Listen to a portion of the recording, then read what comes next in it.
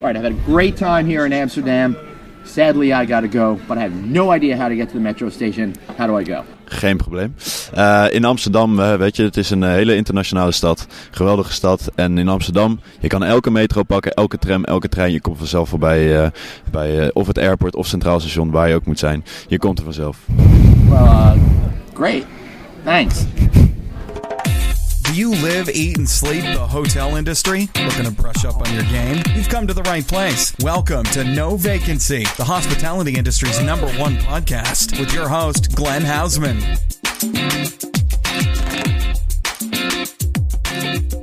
Hey everybody, and welcome to a new episode of No Vacancy. This is your host, Glenn Hausman, and I'm so excited to have you here today.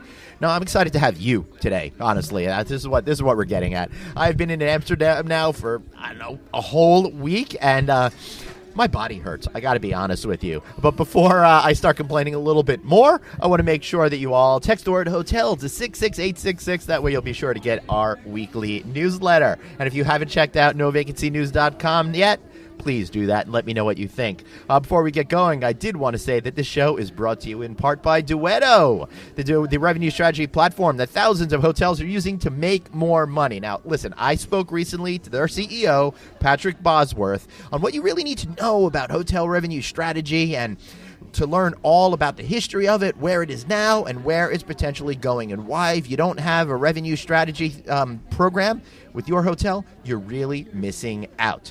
Check out Duetto at getrevenueresults.com. That's getrevenueresults.com. And also, don't forget, check out our show on potable.com. It'll be your entree to other amazing podcasts. Okay, whew, that was exhausting. I'm tired. I'm going to bring in my guest today for the first part of this show, and I got to be honest with all of you. I feel a little guilty. I feel like I'm cheating on producer Jeff Polly because I have my other producer with me, Art Lewry, straight from the UK, meeting me here in Amsterdam. He's the brains behind all the stuff that we do at Here to Stay TV. Art, how are you, man? I am fantastic. What a week we've had, hey? What a week we have had. I don't know if I love you for making sure we had such a great day today or hate you for making me ride a bicycle all around Amsterdam for about 8 hours. So how are you feeling now? Well, my head feels great. My ass, not so much. We'll go out and find a new one of those for you later on. Yeah. Hey, I'd like to say one thing to all of you in the Netherlands. Padded seats. That's what are 2 words, but a strong thing that they should be doing. I mean, I don't know about you, but it was fun to go around because I felt truly Amsterdamian, but you know. I think that was it. I mean, today just, cycling around, because we hired 3 bikes. We had one for the camera guy, Hans, who was just fantastic. We made a new friend there.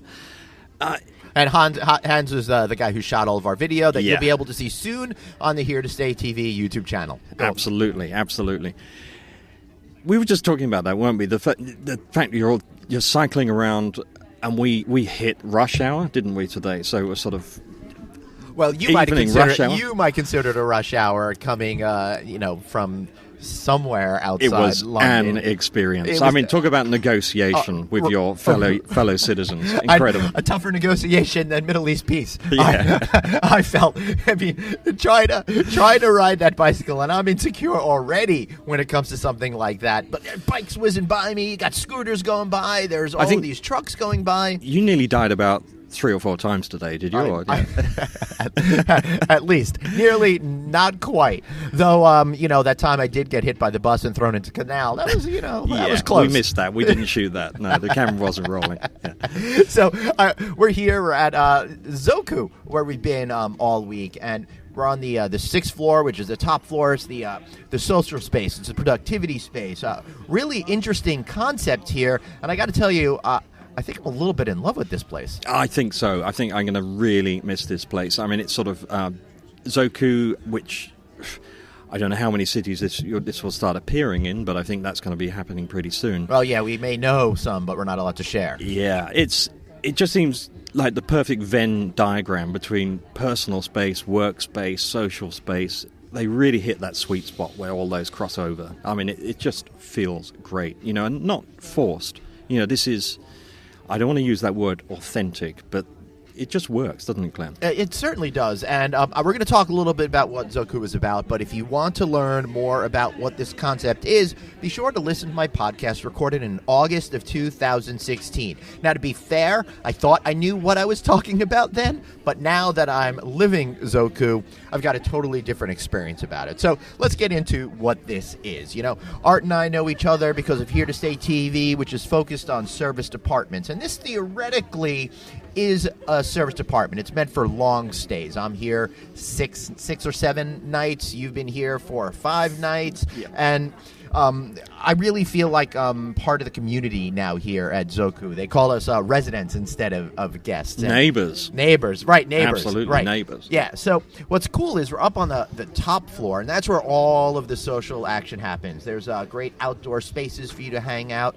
But what I love, it's the intersection between hospitality and office space. Think we work with bedrooms, right? It's so much fun to be up here and see all of these people getting their work done during the day. There's stuff happening. Right, yeah. and then at night, Yeah. being extremely social. Now, you think you see this when you're at the regular hotel bar. You know, I'm in whatever city, I go to the bar, I have a drink, maybe I'll talk to that guy next to me. But Yeah. this is totally different. Yeah, absolutely. And it's sort of, you know, even the interaction with the staff is just fantastic. You know, the chef is right out front of house, you know, which is... Right. So it's an open That's kitchen, great. Yeah. right? And they've got these communal tables where you can eat. You pay one price for lunch, and you know, and have as much as you'd like. And the chefs are all there, and they're talking to you and interacting with you, and you can see how they're cooking all the food, and just everything is just in this spirit of sharing and openness in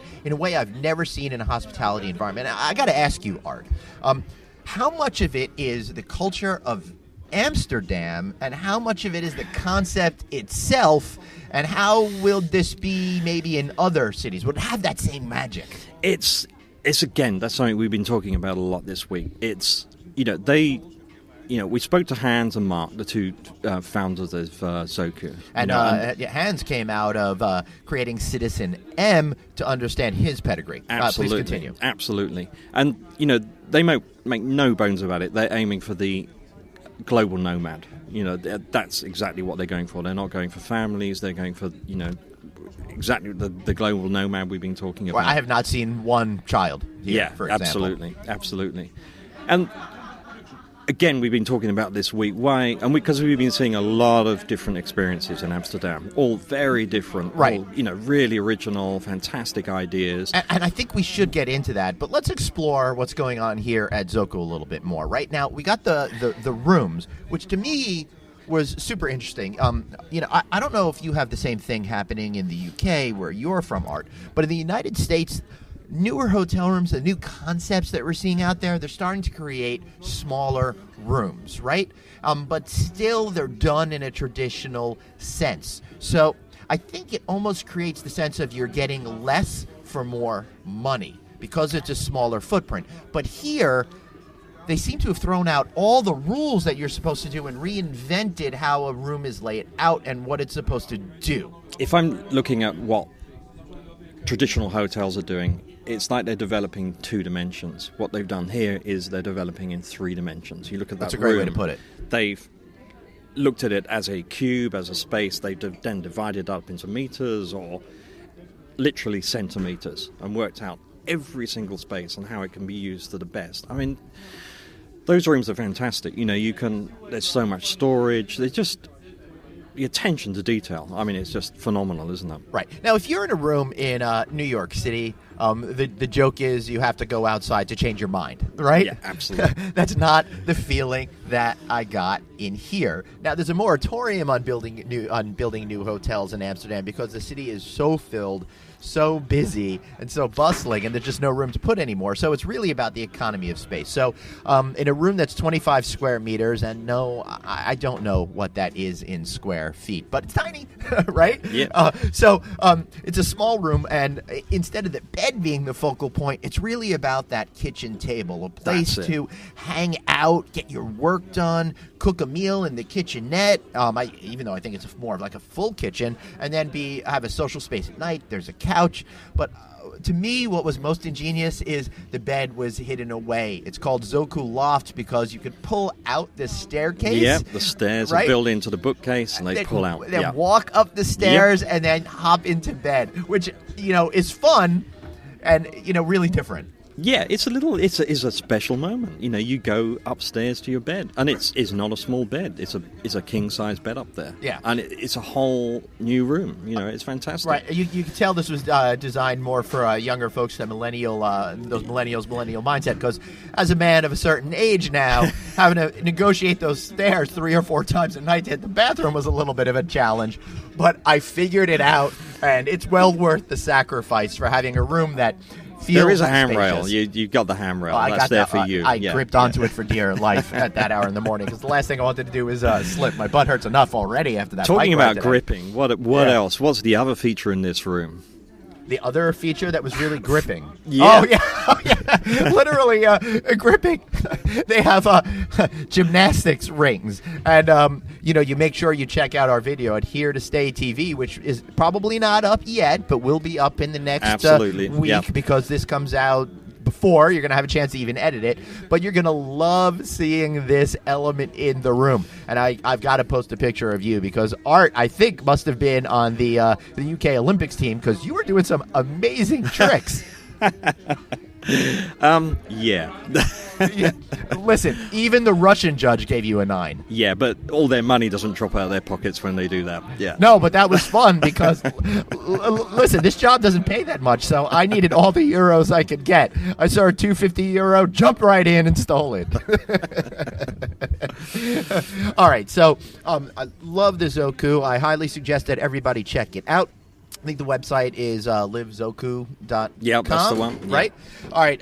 So I want to talk about actually the reason why we're here in Amsterdam. But before we do that, come on, guys, give me some likes on Facebook. Give me that 5-star rating on Apple Podcasts, and be sure to join me at the Click Conference on March 8th. That's going to be a great event. I know, Art, you're not going to be able to be there, but I'll be with you in Berlin just prior to it. I'm flying overnight to make sure I get there because I've got a great speaking gig. And we got London before that as well. We got London before that as well. I can't wait. But make sure you go to Click on March 8th. Check out CLICconference.com. And also, I'll be at the AHOA-Con March 27th through 28th, where we're going to be broadcasting live from the AHOA Convention and Trade Show, which is the largest trade show and hospitality convention in the world, capturing stories and advice from thousands of hoteliers out there living the American dream. And I want to thank Red Roof for sponsoring that sort of thing. All right, so let's get down to the nitty-gritty. Let's get this show on the road, Art. We were here for Serviced Apartment Summit Recharge, which I thought was fascinating because instead of keeping us all locked up in a conference room listening to boring speakers all day, we did something different. We did. I mean, the first day we went out and had, was that 6 hours? Yeah, it was definitely 6 hours. Yeah, it felt like 60 hours. But it was fantastic. We were traveling around in canal boats, and we went to 4 different, let's say, alternative accommodation experiences. So we had, first of all, a student hotel. What are your thoughts on that? Well, first of all, it's not a hotel that's studying to. It's not a hotel that's studying to be a hotel by student hotel. It's a hotel designed for students, which was really an interesting concept to me because in the United States, we're starting to move towards that, but they only rent stuff by the semester. Here, you could do it by day, you could do it by month, or that whole semester as well. And you didn't need to be a student. No, which I don't know is great or strange.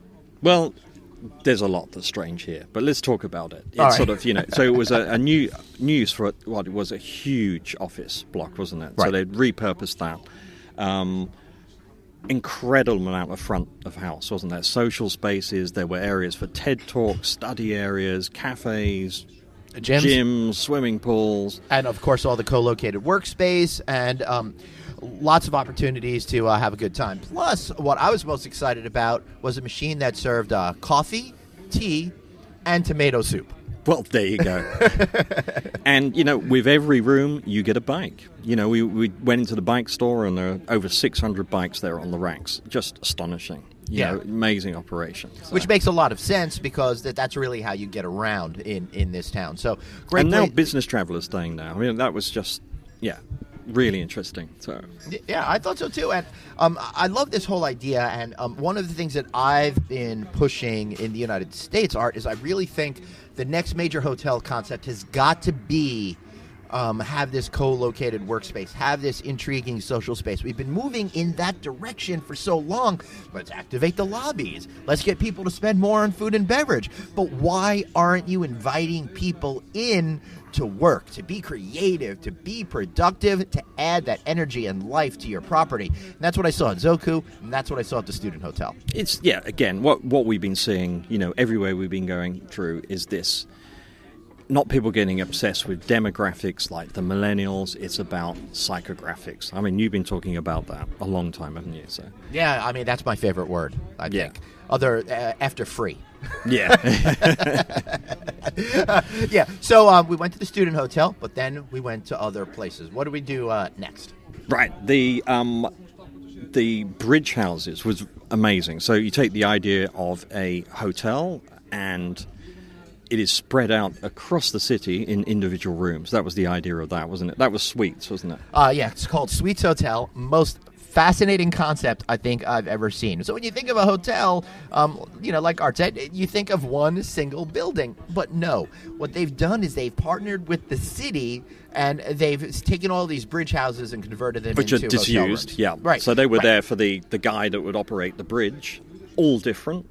All very different architectural styles, and they've just completely repurposed them.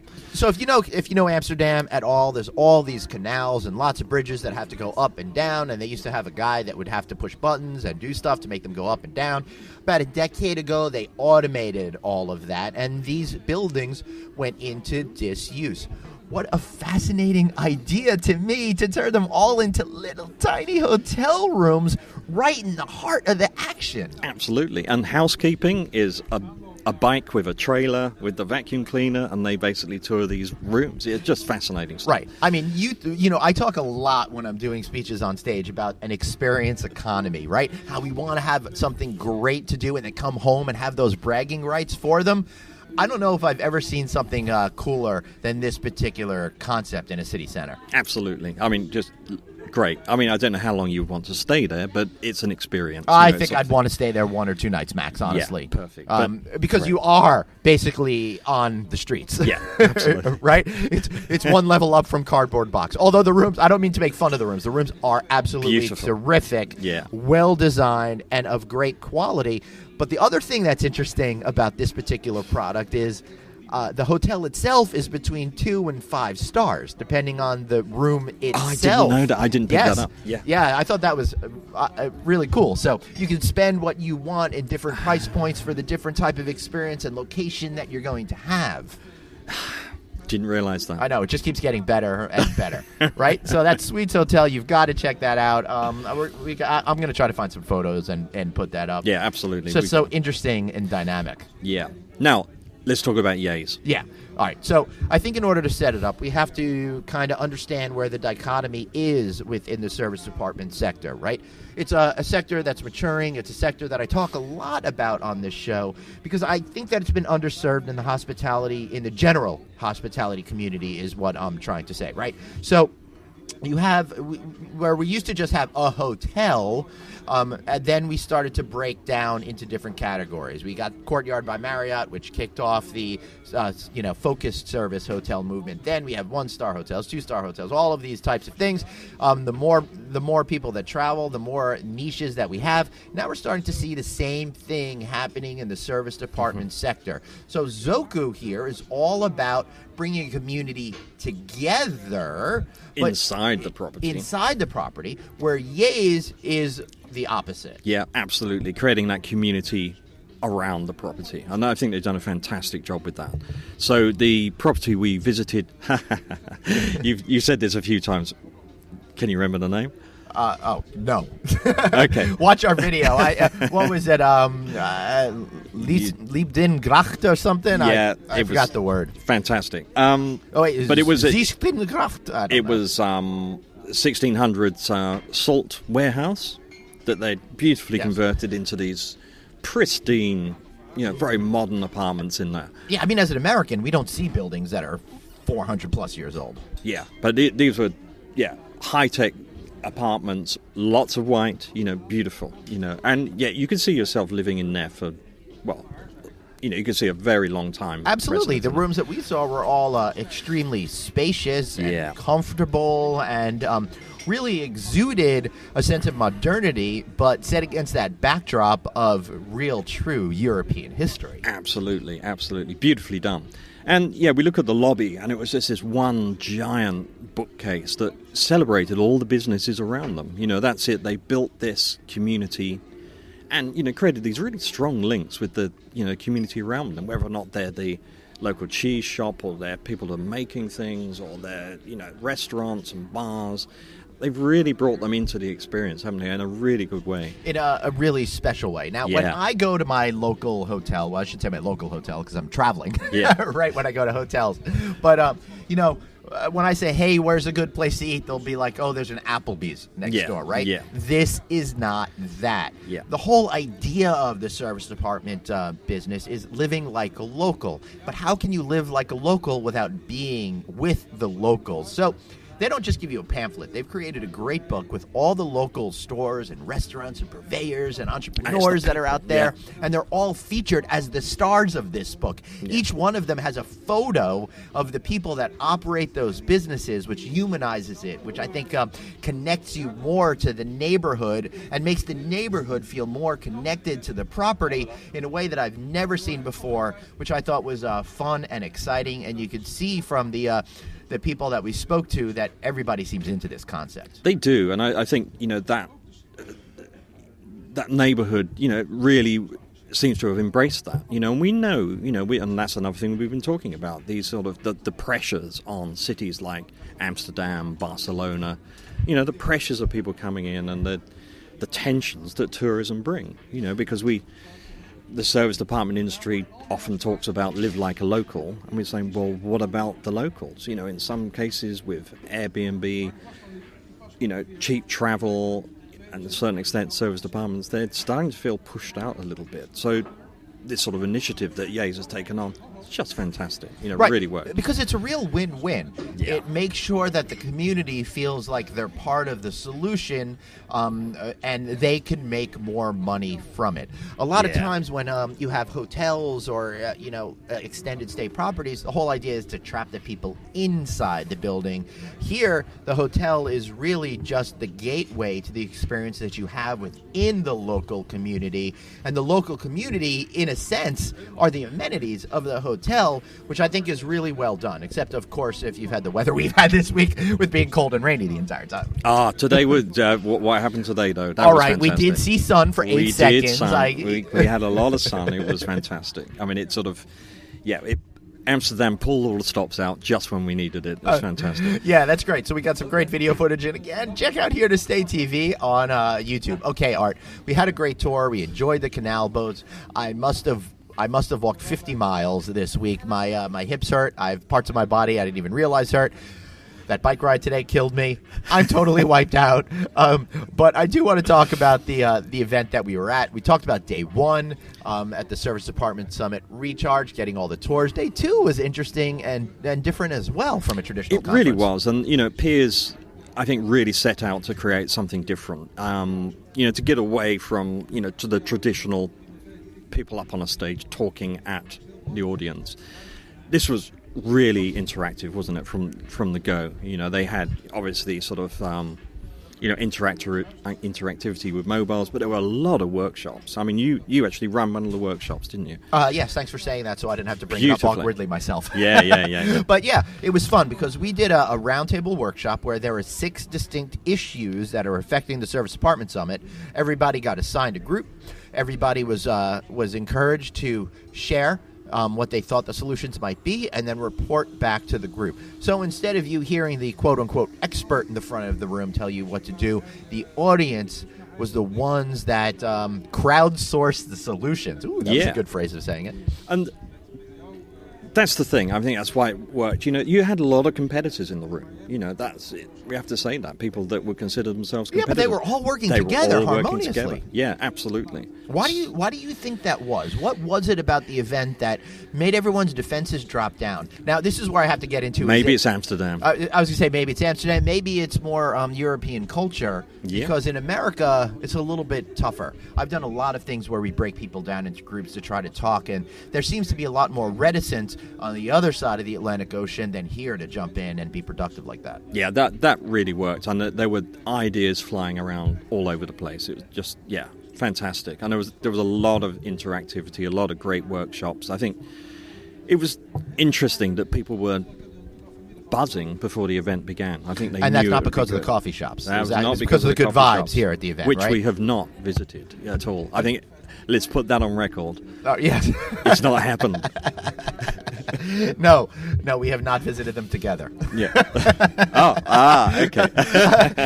All right. So, what else do you think is important to know about our experience here together in Amsterdam? Oh, you've really put me on the spot. Yes, I have, because I'm starting to run out of things to say, Art, and I need you to save me.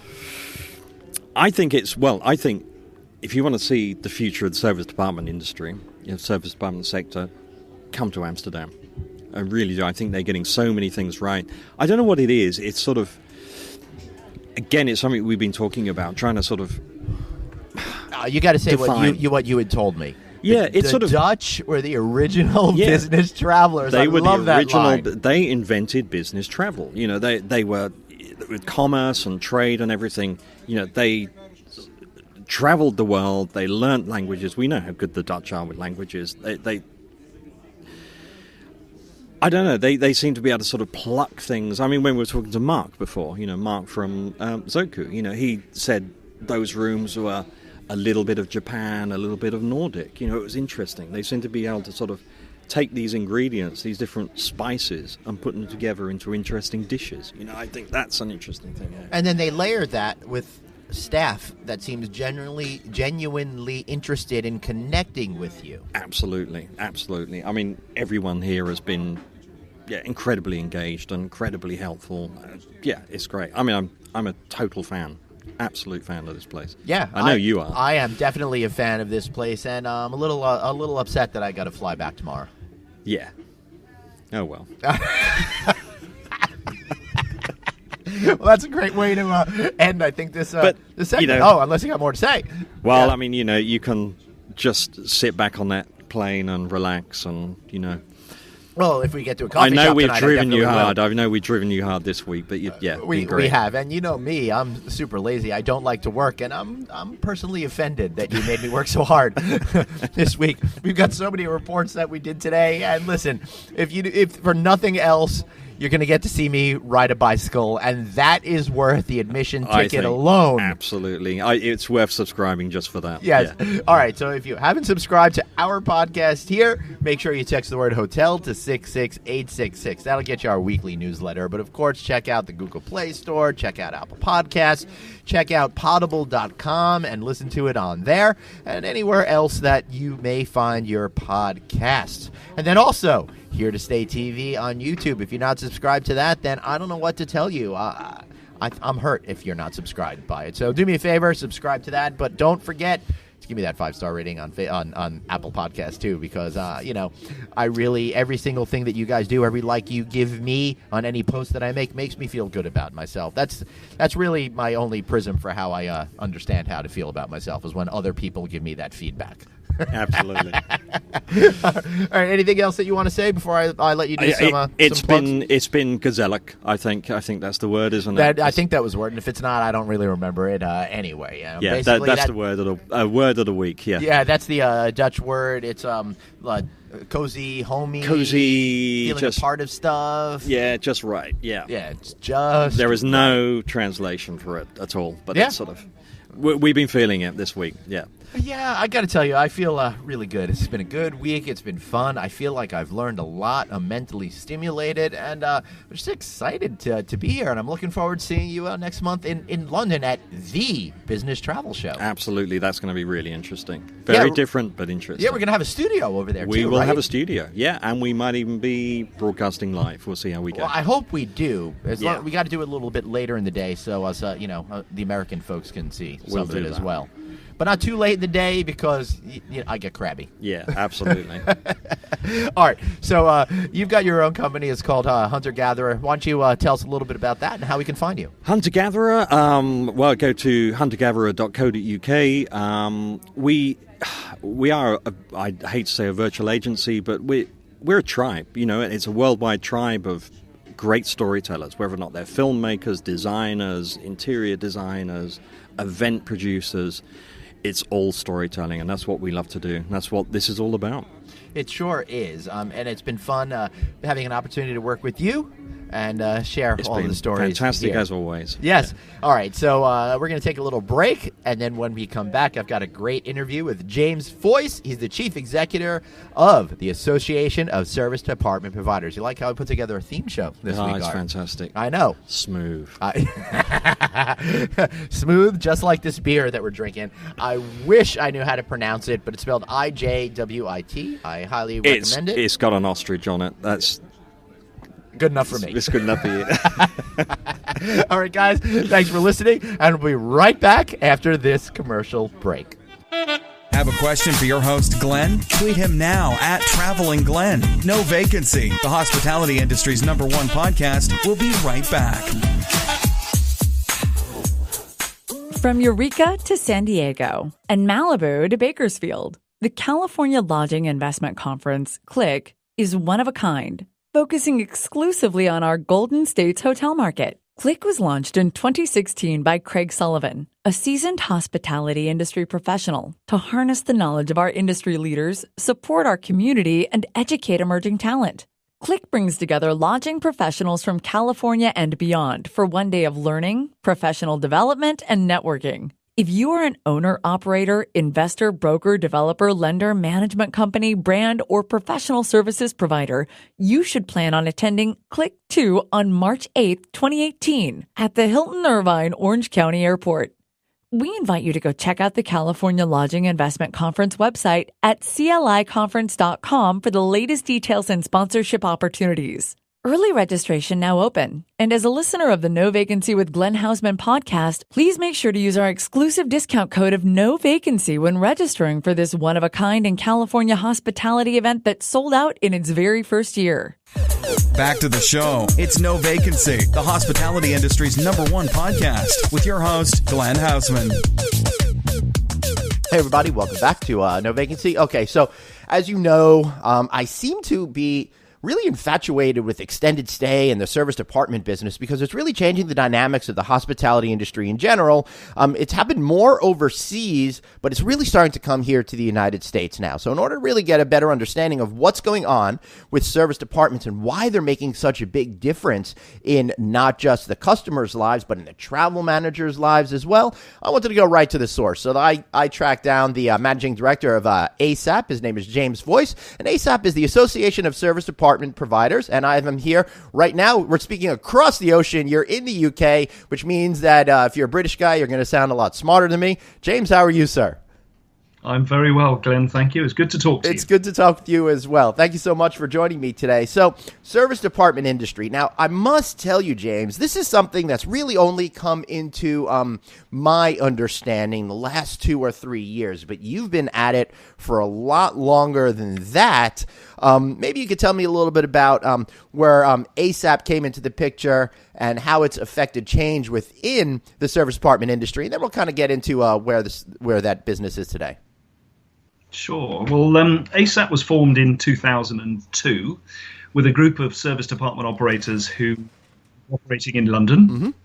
And the industry was getting recognised and was doing pretty well at that stage. But there was no association or no trade body that represented the interests of the industry as it was developing. So ASAP was formed by a group of those organisations in London. And things started to sort of snowball relatively quickly in terms of the industry. predominantly in the UK in the big major city centre locations.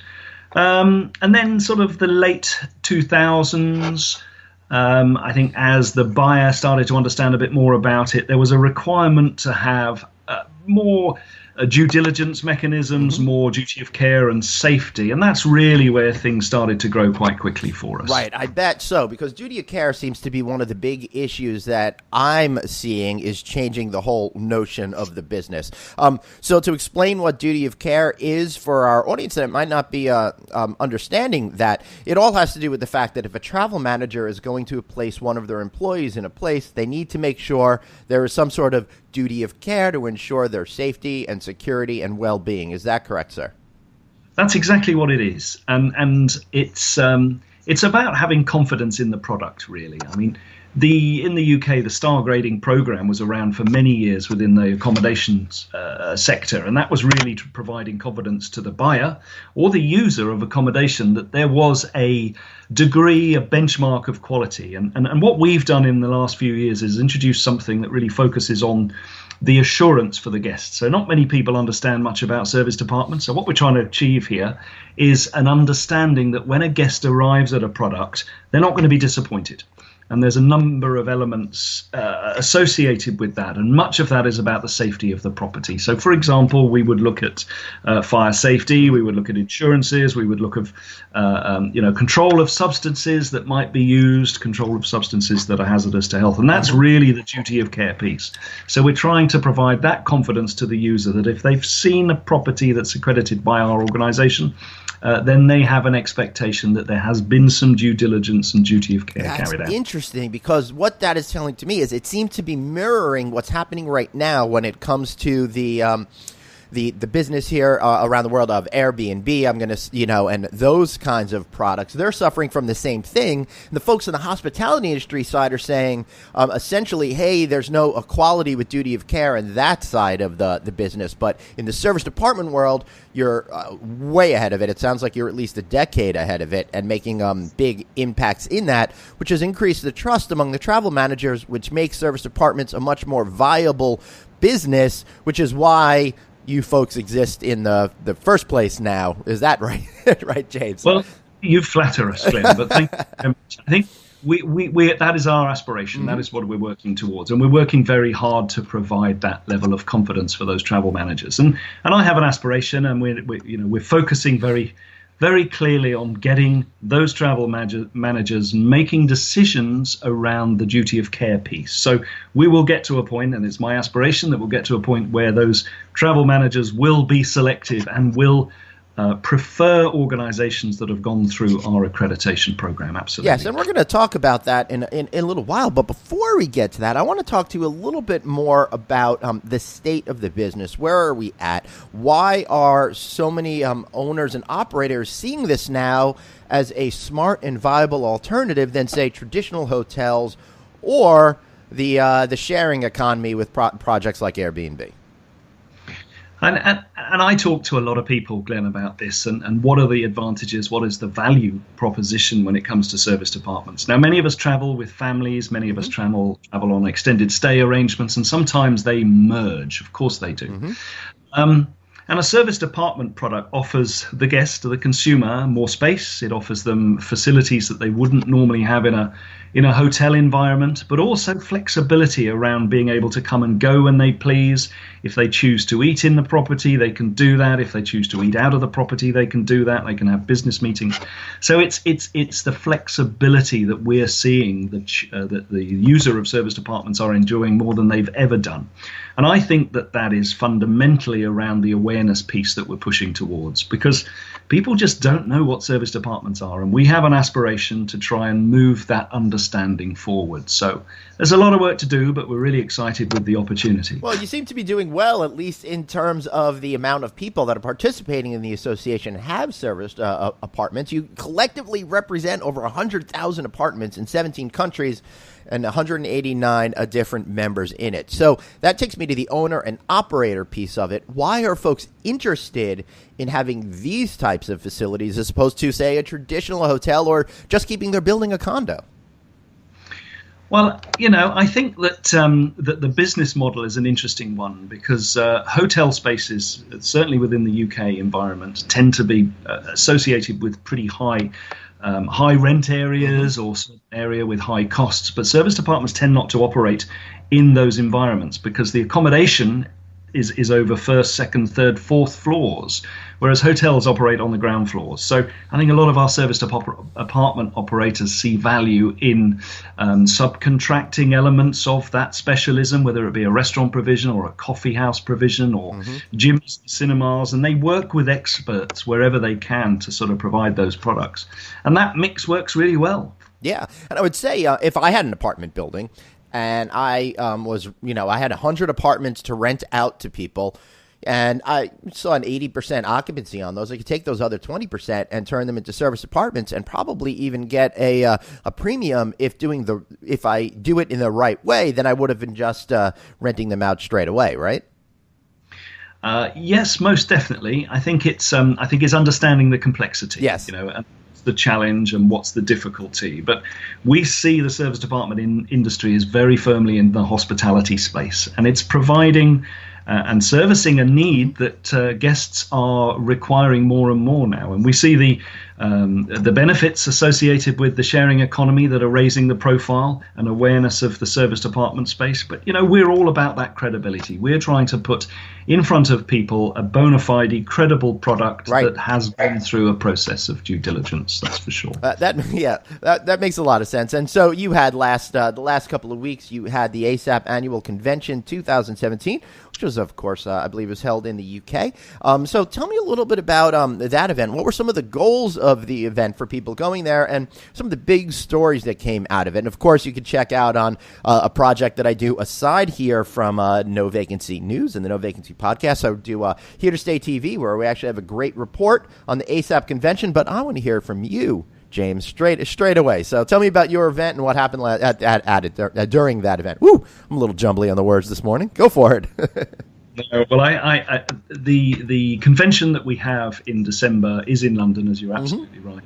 It attracts quite a few people. It's getting bigger every year. It's the highlight of our calendar, certainly. And this year we had we had it over 2 days, so there was a number of events the day before, some networking opportunities, and then into the convention on the Thursday, the 7th, which was a fantastic day. Now we believe, I think, just over 400 delegates that came in from pretty much all over the world. Pretty sizable crowd. Wow.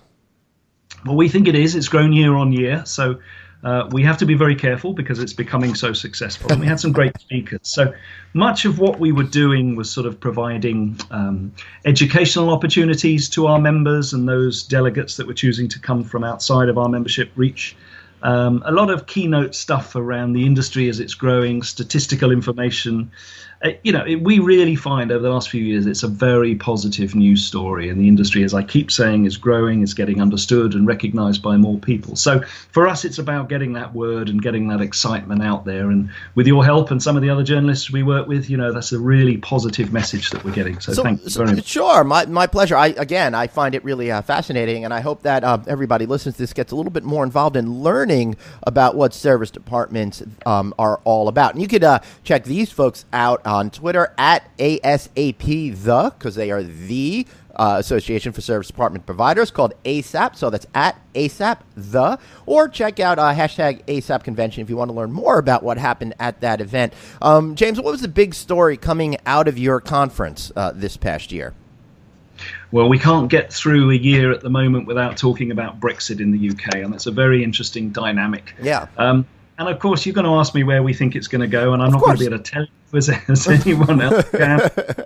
But the good news is you could just make something up and be very declarative, and then nobody's going to check back on this podcast in a year or two and call you out on it. So you could sound like a genius now with no ramifications. Well, I'm very grateful for your vote of confidence, but I think it's going to cause us some challenges, and we collectively do as an industry. And it's predominantly about understanding the movement of people, those people being staff that would help and support the service department industry in the UK. And I think, as we know more, as the declarations are made, and as they're promoted and published, and as the experts get involved, I think we'll understand a little bit more about it. But I think it's fair to say we did a sentiment survey at the back end of the year, which we published the results, and we announced them at our convention. But it's fair to say that the industry continues to grow, but our members are cautious, and the industry is cautious about what the next few months and possibly years might look like. Yeah, of course. I think I'm getting that sense of caution throughout the entire hospitality industry on a go-forward basis, because we, at least in the traditional hospitality sector in the United States in particular, have been riding high for so long. It's a matter of that old cliche, what goes up must come down. So I'm urging people to think about how to protect themselves from having a giant drop to maybe just a little bit of what we call here a soft landing. Do you feel that service department providers are ready to navigate these uncharted waters going forward? And how is ASAP helping to make that easier for owners and operators of these facilities?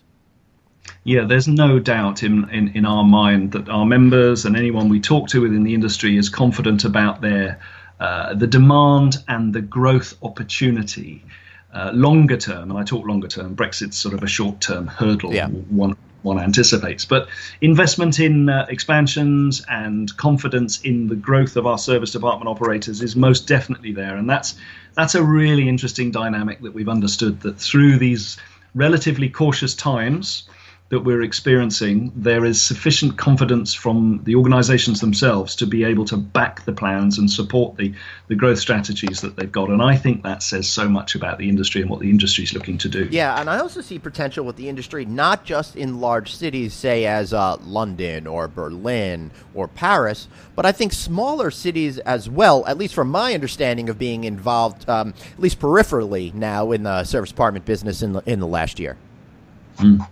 Without doubt. And I think, one of the really interesting things that we've found out through the work we've done with some of our business partners is that the industry is getting recognized a little more, and that's getting recognized because the leisure traveler is understanding the benefits of the industry as well. And although the users of service departments to date have primarily been business travelers, we're definitely seeing a little shift towards the leisure traveler, or at least the overlap between business and leisure travelers coming to use the space.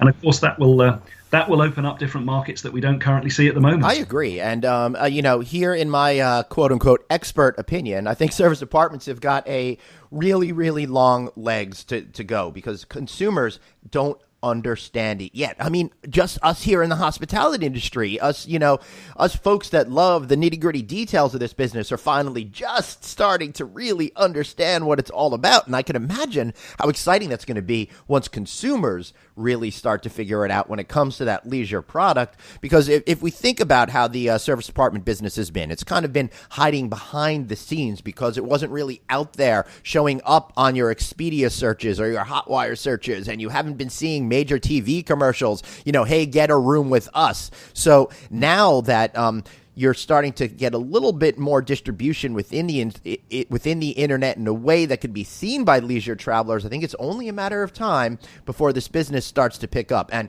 here's my prediction that nobody's going to be able to check out in the next couple of years. Even when the general hospitality industry, I think, shifts downward, I think the growth path that the service department business is on will better protect it from a steeper decline than what you're seeing in the regular hotel business. Now, is that something that makes sense, or is it just you want to stay away from that particular type of answer? No, I think that's exactly what's going to happen. And I think the interesting thing at the moment is the service department industry. We liken it to an accommodation spectrum. So the service department industry represents around 4% of the accommodation industry that we report on. Mm-hmm. And that's fascinating. Mm-hmm. So there is huge potential for the industry to claw a greater proportion back from the greater accommodation industry itself. And I think that's beginning to happen. We've certainly seen that shift over the last couple of years. And as that happens, then naturally it will snowball into an awareness piece and people will understand a bit more about it. I think the most important thing is the trend that you see now. Many hotel brands, big hotel brands, are recognizing the value in the service department space and the apart hotel products, which we see as being closely aligned. Right.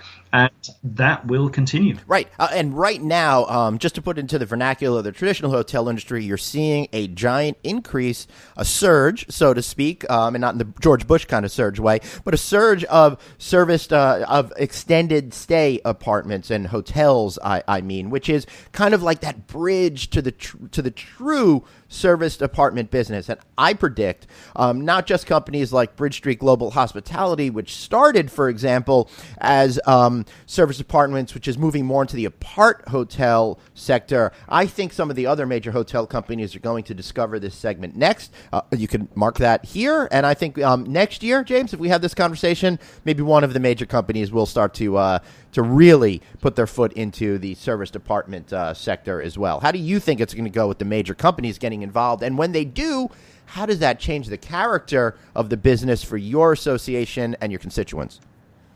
I think it's already happening, Glenn. I mean, okay, cool. We're all over the place as well. So we're already some way down the road. And what we've found is, you talked about extended stay, and that extended stay is part of this spectrum I refer to. Right. So serviced apartments, we define as the umbrella term. So that recognizes a number of different sort of extended stay products. And there's no question that the wave, the shift that I refer to towards the extended stay product and the brands in the hotel space is happening.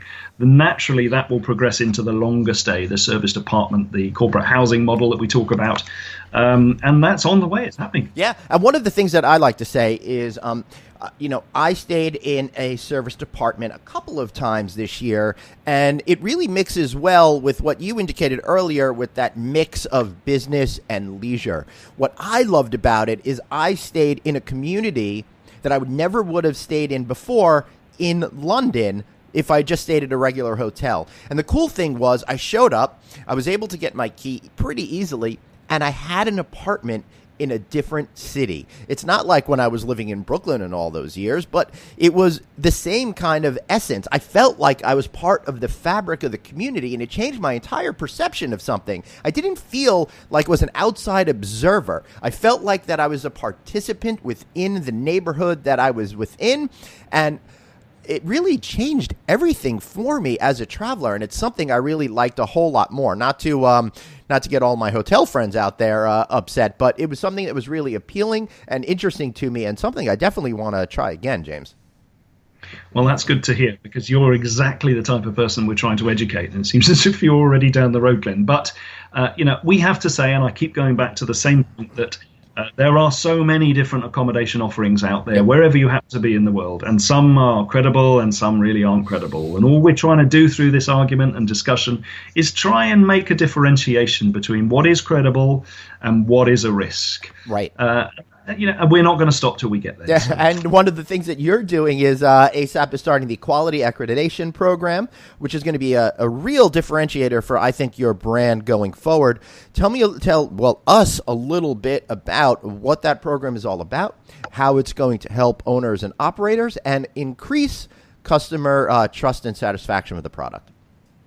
Yes, so accreditation is the differentiator. That's our backbone, really, in terms of what we're trying to achieve here. So as I keep saying to anyone that's prepared to hear me, that we are trying to provide assurance to the consumer who doesn't know much about the industry, and accreditation is that only thing that we can offer, which is in terms, which offers that confidence and that credibility. So we don't want a guest to arrive at a property and be disappointed. That's all it is. It's not about trying to differentiate a 5-star product from a 3-star product.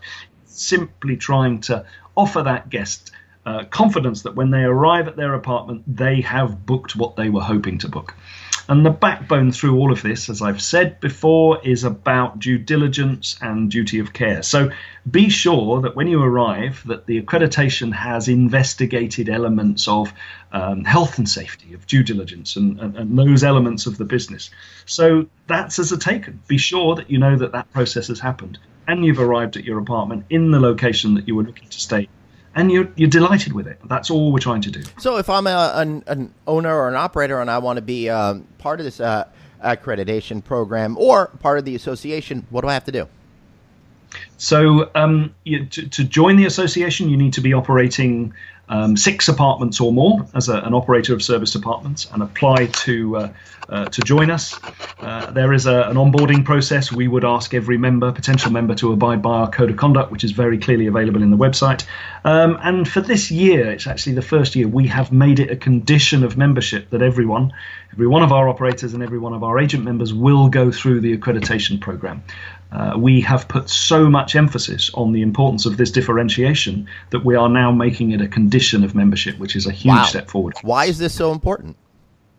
Well, as I keep referring to as many times as I can to anybody that's prepared, there is a risk out there. You know, there's a lot of people offering products that I would argue may not have gone through a process of due diligence. And all we're trying to do is just say, you know, you buyer, beware. Right. Be aware of what you're booking, and at least you have some kind of comeback or some kind of confidence through this process that we've done some of those checks for you. So you want to turn the atmosphere from buyer beware to buyer be aware, right?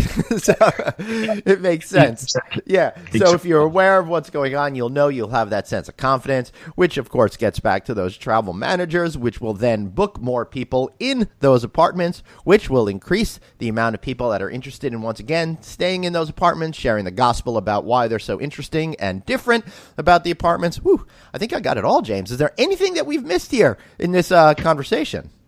It sounds like you're a convert, Glenn. Thanks very much. Yeah, I definitely am. Not that I don't still love all of you traditional hotel people out there, but do take a look if you are a hospitality executive and you are an owner, developer, or an operator, kind of like how the shared workspace environments, the WeWorks of the world, the Serendipity Labs of the world are starting to transform how we office. I think that this is an interesting way that's helping to transform how we be in hospitality. And I want you guys to know all about this. So when you make your future investments, you consider this as something that's interesting and viable. And again, I think the major hotel companies, we're going to see them get involved in this sector as well to bridge that space between it. Because, hey, you know, if they can't fight Airbnb, they want to become more like it. And I think that this is a way that adds a level of confidence without having that risk of amateurs making you stay on their couch part of it in there.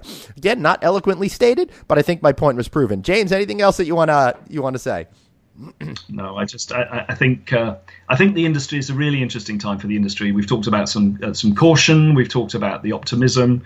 And we've talked about the shift between awareness and where people are looking to stay. So, you know, we're really trying. We're trying to get the sector understood, and we're trying to make sure that those that choose a service department have some confidence in the whole process. So, you know, we're going to continue our work. We're really pleased with what's going on, and it seems to be paying off in terms of the support that we're getting as an industry. So that's where we are. I think so, too. I'm a little jealous that I wasn't personally at your event, but I'm going to try to make it next year. Now, if you want to learn more about ASAP, the Association of Service Department Providers, check them out on the web, theasap.org.uk. If you don't put in that .uk at the end, you're never going to find them. It's going to be very sad, and I don't want you to be upset. I want you to find them. So theasap.org.uk, on Twitter, @ASAP, Facebook, ASAP, or Instagram. Ooh, you're on Instagram, too, at Service Departs. I like that. Any other way they could find you or anything, James?